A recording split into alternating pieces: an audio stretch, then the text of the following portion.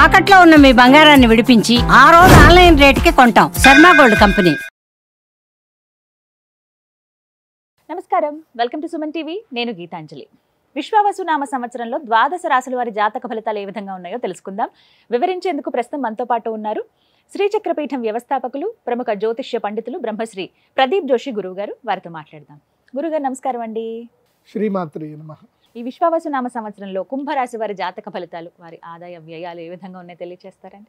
విద్యుద్ధామ సమప్రభాం మృగపతి స్కంధస్థితాం భీషణాం కన్యాభిక్కరవాలకేట విలసదస్తాభిరాసేవితాం హస్తైశ్చక్రగధాసికేట విషికాంశ్చాపం గుణం తర్జనీం బిభ్రాణాం అనలాత్మికాం శశిధరాం దుర్గాం త్రినేత్రాం భజే. శ్రీమాత్రే నమః. శ్రీ గురుభ్యో నమః. మేషాది ద్వాదశ రాశుల యొక్క ఫలితాలు మనం ఈ విశ్వావసునామ సంవత్సరంలో తెలుసుకోబోతున్నాం. ఈ విశ్వావసునామ సంవత్సరంలో కుంభరాశి వారికి ఆదాయం 8, వ్యయము 14, రాజపూజ్యం 7, అవమానం 5. కుంభరాశి వారికి ఈ సంవత్సరం కుంభం అంటే ఏంటి? నిండు కుండ. ఈ నిండు కుండ ఎట్లా ఉంటుంది అని అంటే ఈ సంవత్సరం కొంచెం బాగుంది. కొంచెం బాగుంది.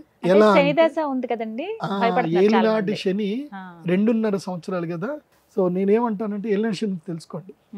నెత్తి మీద నుంచి 7.5 సంవత్సరాలు అంటే ఇప్పుడు మేషరాశి వారికి ఇక్కడ ఉంటాడు, మీన రాశి వారికి ఇక్కడ ఉంటాడు, మకర రాశి వారికి ఏంటంటే నాభి స్థానము నుంచి కిందికి దిగుతూ ఉంటాడు.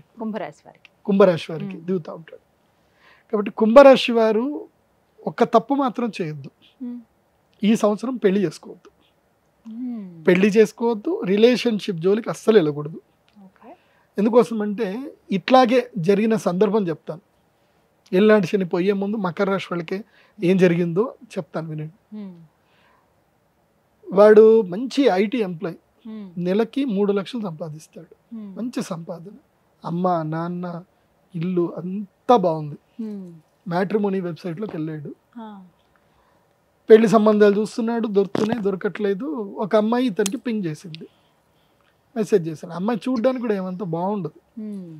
సరే ఏంది అంటే, ఏం లేదు, ఊరికే మీ ప్రొఫైల్ బాగుంది, మీరు ఎట్లా నన్ను ఒప్పుకోరలేండి, కానీ కాకపోతే మీతో మాట్లాడాలనిపిస్తుంది అని చెప్పేసానంటే వీడు సరే అని మాట్లాడాడు. తర్వాత ఏమైంది, ఒకరోజు కాఫీకి కలుద్దామని అంటే పోయి కాఫీకి కలిసాడు. ఆ అమ్మాయి ఏం చేసింది, వీడిని మెల్లిగా హనీ ట్రాప్ చేసేసింది.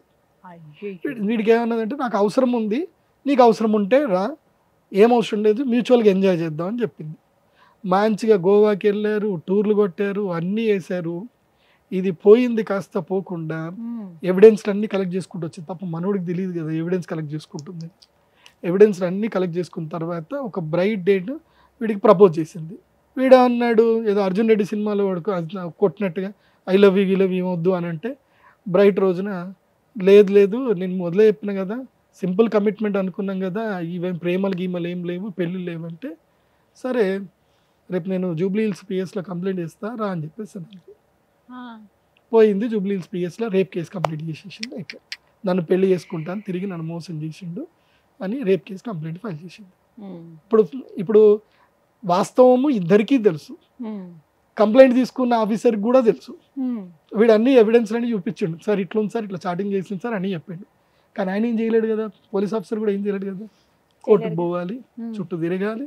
ఇప్పుడు ఆమె ఏమంటది, నాకు ఒక ₹1 కోటి ఇయ్యు, లేదంటే నీ ఇల్లు రాసి ఇయ్యు, ఇల్లు ఉంది కదా నీకు, ఇల్లు నాకు రాసి ఇచ్చేసాయి, మీ అమ్మ నాన్న నువ్వు ఎటనో రోడ్డు మీద పడిపోవు, నాకు ఇల్లు రాసి ఇచ్చేసాయి, ₹1 కోటి ఇవ్వు, లేదంటే నీ మీద అట్లాగే రేప్ కేసు ఉంటుంది. పాపం ఆ పిల్లాడు 5 ఏళ్ల నుంచి ఆ రేప్ కేసు పోతలేదు. ఎవరు వచ్చినా సరే నీ మీద కేసు అందరికీ చెప్పేస్తుంది. వాళ్ళ ఇంటి దగ్గర ఇంటి ఎదురుగానే ఇల్లు కిరాయి తీసుకొని అందరికీ చెప్తా ఉంటుంది. మొత్తం వాళ్ళ చుట్టాలకి ఇళ్ళకి సోషల్ మీడియాలో మొత్తం కూడా కేసు ఉందని ఎఫ్ఐఆర్ అంతా పంపించింది. ఇప్పుడు వాడి పరిస్థితి ఏంది, వాడు తప్పు చేశాడా తప్పు చేయలేదంటే కకృతి. నేను ఒక్కటే చెప్పేది, కుంభరాశి వాళ్ళకి ఇలాంటి పరిస్థితులు వస్తాయి. సో లాస్ట్ టైం మకరంకి వచ్చింది, ఈసారి కుంభంకి వస్తుంది. కాబట్టి మ్యాట్రిమోనీ హడావిడి పడకండి. ఈ సంవత్సరం నో రిలేషన్షిప్స్, కుంభరాశి no relationships, only earnings, only డబ్బులే, నో మెన్ నో క్రై. ఇది అబ్బాయిలకి, అది అమ్మాయిలకు కూడా ఉంటుంది ఇట్లాంటి సమస్యలు, అమ్మాయిలకు కూడా అదే చెప్తున్నా. ఓన్లీ ఎర్నింగ్, డబ్బులు, ఓన్లీ డబ్బులే సంపాదించాలి, ఇంకేం వద్దు. పేరు డబ్బు సంపాదించుకోండి. ఇది చేస్తేనే కుంభరాశి వారికి ఈ యొక్క గురుగ్రహం యొక్క అనుగ్రహం లభిస్తుంది. శని నుంచి విముక్తి పొందాలి అని అంటే ఏం లేదు, 7 కొండల స్వామి కొండెక్కాల. నెలకోసారి ఎక్కినా తక్కువేం లేదు కుంభరాశి వారికి. ఎందుకోసం అంటే కాళ్ళ మీదకి శని వస్తాడు. ఎందుకోసం ఈ విషయం చెప్తున్నా అంటే నాభిక్షేత్రానికి కింద వస్తే గుహ్యస్థానం, గుహ్యస్థానం దగ్గరికి శని వచ్చాడు అంటే ఏం చేస్తాడు అంటే మీకు ఆతృత ఎక్కువగా క్రియేట్ చేస్తాడు, లస్ట్ క్రియేట్ చేస్తాడు. మీరు ఆ లస్ట్కి ఎక్కడైనా లొంగిపోతే జీవితం నాశనం. అందుకే మీకోసం ఇంత స్టోరీ చెప్పాల్సి వచ్చింది. ఇది 100% నా క్లయింట్ వాడు 7 రోజులు లేవు వాడు ఎంత ఏడుస్తున్నా అంటే ఎవరం పోతుంది వాడికి. వాడు ముసలోడైనాక ఏం పెళ్లి చేసుకుంటాడు? 27వ ఏట ఇష్యూ జరిగింది, ఇప్పుడు వాడికి 32వ ఏట. 32 ఏళ్ళకి వాడు ఎవరిని పెళ్లి చేసుకుంటాడు? ఎట్లా చేస్తాడు? వాడు డబ్బులు ఇవ్వలేడు, పోగొట్టుకోలేడు. ఇటు అది నిరూపించుకోవాలంటే ఎన్ని సంవత్సరాలు పడుతుంది? కకృతి పడకండి అబ్బాయిలు, కకృతి పడకండి, కామ్గా ఉండండి, హ్యాపీగా జీవితాన్ని ఎంజాయ్ చేయండి. చక్కగా బాలీ టూర్ కొట్టండి, బ్యాంకాక్ టూర్లు కొట్టండి, లండన్ పోండి, విదేశాలకు తిరిగి రండి, దుబాయ్ పోయి రండి, మంచిగా తిరిగి రండి. భారతదేశంలో ఏం చేయకండి. ఇది బాగా గుర్తుపెట్టుకోండి. పరిహారం చెప్పండి గురువు గారు. దైవికంగా ఉన్న వాళ్ళైతే పరిహారాలు చేసుకుంటారు. నేను ఒకటే చెప్తాను, కుంభరాశి వారు ఎంతగా వెంకటేశ్వర స్వామి వారి ధ్యానం చేస్తే అంత మంచిది. ప్రతి శుక్రవారము వెంకటేశ్వర స్వామికి అభిషేకం చేసేటప్పుడు వెళ్ళండి, స్వామివారికి గంధలేపన చేయించండి, హనుమాన్ చాలీసా రెగ్యులర్గా చదవండి, అక్షయ తృతీయ రోజున మహాలక్ష్మి యాగం చేసుకోండి, కొత్తగా స్టార్టప్ కంపెనీస్ పెట్టండి, ఎవరితో ఫోన్లలో సొల్లులు పెట్టకండి. ఏ రాశి అనేది తెలియదండి, నక్షత్రం చాలా మందికి ఐడియా ఉండదు, ఏ రాశో తెలియదు. మరి మా జాతకాలు మేము ఎలా చూసుకోవాలండి? మాకేమో ఏమైనా పరిహారాలు చేసుకుందామన్నా ముందు నక్షత్రము రాశి అడుగుతున్నారు, అలా కూడా చేసుకోవడానికి వీలు లేకుండా పోయింది. ఇంతేనా, తెలుసుకోవడం ఏమైనా కుదురుతుందా అని అడిగే వాళ్ళు చాలా మంది ఉంటారు. వారికి సమాధానం సింపుల్, నేను ఒకటే చెప్తాను. యస్య నాస్తి కిల జన్మపత్రిక యా శుభాశుభ ఫలప్రదాయని అంధకం భవతి తస్య జీవితం దీపహీనమివ మందిరం నిషి. దీని అర్థం ఏమిటంటే దీపము లేని గదిలో మనకి ఏది కనబడదు. ఇప్పుడు ఈ గది ఉంది, ఇక్కడ మొత్తం లైట్లను ఆఫ్ చేసేసారు, మనకి ఏవి ఎక్కడనే కనబడవు కదా. దీపం ఉంటే అన్నీ కనబడతాయి. సో అట్లాగే జాతకం లేని వ్యక్తికి తన జీవితంలో తను ఎక్కడున్నాడు అంటే ఈ కాలచక్రంలో తనకి మంచి పొజిషన్లో ఉన్నాడా చెడ్డ పొజిషన్లో ఉన్నాడా ఎక్కడ తెలియదు. అది తెలియజెప్పేదే జాతకం. జాతకం ఒకటి ఉందనుకోండి, వాళ్ళ జీవితంలో ఇప్పుడు ఏళ్ళనాటి శని వస్తే ఎట్లా జాగ్రత్త పడాలి, గురుడు లక్ ప్లేస్కి వచ్చాడు, ఇప్పుడు బిజినెస్ చేయాలా ఉద్యోగం చేయాలా, ఇవన్నీ తెలిసేది జాతకం ద్వారానే. సో జాతకం లేకపోతే ఏం తెలియదు. జాతకం అంటే నీ date of birth, time, place అక్యురేట్గా ఉండాలి, ఉంటేనే అది నీకు జాతకం ఉన్నట్టు. జాతకం లేదు అనుకోండి, ఇక మీకు తల్లిదండ్రులు ఏదైతే పేరు పెట్టారో దాంతో మీరు రాశులు చూసుకోవాలి. జాతకం లేదు అంటే, ఒకవేళ మీ date of birth, time, place ఉంది, మీరు సింపుల్గా నా వెబ్సైట్ విజిట్ అవ్వండి, pradeepjoshi.com వెబ్సైట్ విజిట్ అవ్వండి. అక్కడ మీకు హోరోస్కోప్ డీటెయిల్స్ ఉంటాయి. మీ date of birth, time, place enter చేసి సబ్మిట్ చేస్తే మీ జాతకం మీకు PDF రూపంలో వస్తుంది. సో అక్కడ మీ జన్మ నక్షత్రము, జన్మ రాశి ఉంటుంది. సో దాన్ని బట్టి మీ జన్మ నక్షత్రం ఏంటి, మీ జన్మ రాశి ఏంటి చూసుకొని అప్పుడు మేము ఈ మన ఛానల్లో చెప్పే నేనైతే రాశి ఫలాలు చెప్తానో అవి మీరు ఫాలో అవ్వాలి. ఇప్పుడు పత్రికల్లో ఎక్కడ చూసినా మీ రాశి ఏంది అనేది ఆ రాశి ఫాలో అవ్వాలి. జాతకం ఉండి నంబర్ 1 ప్రిఫరెన్స్ ఏంది అని అంటే కనుక date of birth, time, place మీద వచ్చేదే ఒరిజినల్. అది లేదు అన్నప్పుడు ఇప్పుడు నీ పేరు రాము అనుకో, పేపోరారి చిత్తా నక్షత్రం తులారాశి అవుతుంది. నీ పేరు శ్రీనివాసు అనుకో, అది కూడా చిత్తా నక్షత్రము తులారాశి అవుతుంది. లేదంటే దాక్షాయిణి అని పేరు పెట్టుకున్నారు, భూదాబాడ, పూర్వాషాఢ, సో పూర్వాషాఢ నక్షత్రం అవుతుంది, మకర రాశికి వెళ్ళిపోతుంది. సో ఇట్లా మీ యొక్క రాశిని ఏది తెలుసుకోవాలంటే పేరు బట్టి చెప్పే రాశి 100% అయితే ఫలితాలు ఇవ్వదు. జన్మ నక్షత్రం అంటే పుట్టిన సమయంలో ఉన్న నక్షత్రము, రాశి మాత్రమే మోస్ట్లీ 80% యాక్యురేట్గా ఉంటుంది.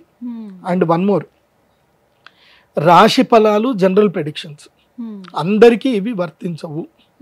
క్లియర్గా చెప్తున్నాను, రాశి ఫలాలు జనరల్ ప్రెడిక్షన్స్ అందరికీ వర్తించవు.